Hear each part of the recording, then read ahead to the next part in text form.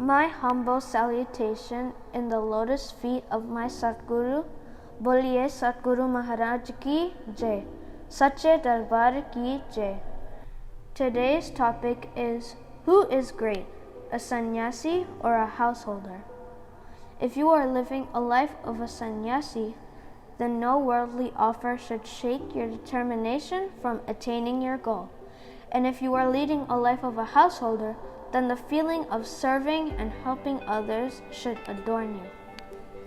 Once upon a time, there was a king. Since long, he had a curiosity in his heart to know as to who was superior, a sannyasi, the one who has renounced the world, or a householder, who fulfills his duties while being in the world. One day, a saint visited his kingdom. The king expressed his desire to know the answer to his question. The saint said, "O king, in order to understand the answer to this question, you would have to come and stay with me for a few days." The king agreed. He moved with the saint, who took him to another kingdom. When they reached there, preparations were going on all around. It seemed as if some grand occasion was about to take place. The streets were decorated. Drums were being played. Everybody was in a celebration mood. The king was observing everything from a distance along with the saint. The saint told him that the king of the kingdom had only one daughter. The princess was very beautiful and intelligent. Many qualities and capabilities adorned her. On that day, she was supposed to choose a prince for herself from amongst those assembled there. Since she had no brother or sister, the entire kingdom was going to be of the chosen prince. Hence, people had come to take part in the marriage ceremony from far across places. Several princes stood in line with the desire of being chosen by the princess as her bridegroom. They were attired in royal outfits, eagerly waiting for the beautiful princess to come. Some of them were accompanied by their attendants, who were to sing the praises of their bravery and merits in front of the princess. Soon the announcements were made regarding the arrival of the princess. The princess looked like an angel from heavens, dressed in a gold gown, carrying a garland of flowers in her hands. Her royal chariot was stopped before each prince, and only when she commanded, it was taken forward to the next. Suddenly then, a young monk happened to cross from that route. There was immense glow on his face. His countenance reflected peace and serenity, which influenced all. The moment the princess saw him, she was mesmerized. In the first glimpse, she threw the garland towards that monk. As soon as the garland settled around the neck of the monk, he was stunned. He immediately took out the garland, threw it on the ground, and exclaimed, "I am a sannyasi. I am not amongst the ones to be chosen for your marriage." But the princess was so influenced by him that she refused to accept anyone else as her groom. Her father stepped forward and tried to persuade the sannyasi. "Look, young man, after I die, this entire kingdom and its vast treasure house is going to be all yours. Why are you denying a bright future which fortune is bestowing upon you? There is absolutely no match between the tough life that you are living now and the luxurious life coming your way." The monk instantly replied, "I have chosen this path with my own will, and I am ready to face all the challenges that will come my way to meet the Lord. I have a bigger mission in life, and for that I do not want to be bound in the web of worldly relations. This entire world is my family, and whatever my Lord has kept in store for me is my journey to meet him. I will happily accept."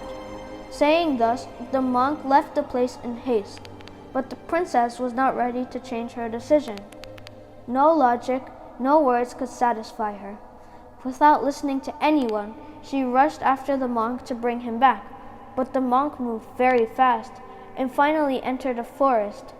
The princess, who had madly fallen in love, also entered the forest in search of him. Besides them, the saint and the king, who had come to know the answer to his question, also followed. However, the princess got lost along the confusing and intricate paths of the forest. She tried her best to find the monk, but failed. Moreover, the sun had set by that time, and it was dark. With no one to help and seeing no hope to find the monk, the princess sat under a tree and started crying. The saint and the king who had followed her approached her. The saint consoled her by saying, "Oh, dear daughter, that monk is determined in his decision. He has chosen his way, so do not force him to choose your way. With no grudges in your heart, kindly choose someone else as your life partner." The princess kept crying, but had to convince herself. As it was night, 3 of them waited under a tree for the sun to rise when they could move along their ways. All of them were very tired and felt hungry too. However, in that dark jungle, what could they have arranged for themselves to eat? So leaning along the trunk of the tree, they simply sat with closed eyes. On the tree under which they sat lived a bird with its wife and 3 children. The birds decided to help their guests in that dark forest. They quickly dropped some dry grass near the saint. The saint lit fire in that grass. When the male bird saw all 3 of them lying exhausted and hungry, it decided to sacrifice its life for them. Thinking thus, it dropped itself from the tree into the fire so that it could be consumed. When the wife of the bird saw the sacrifice of its husband, it too decided to follow the same decision. So she also dropped herself into the fire. Getting inspired by their parents, the 3 children also sacrificed their lives to serve the guests who took refuge under their tree. The king and the saint were observing all that. The king could understand that the birds had given up their lives for them.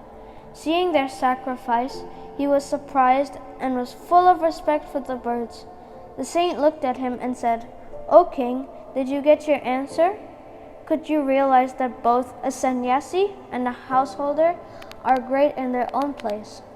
If you are living a life of a sannyasi, then be like that young monk to whom even the kingdom and the most beautiful women did not mean anything. No worldly offer could shake his determination from attaining his goal. And if you are leading a life of a householder, then be like these birds who sacrifice their own lives for the sake of others." Such feeling of serving and helping others should adorn a person living a family life.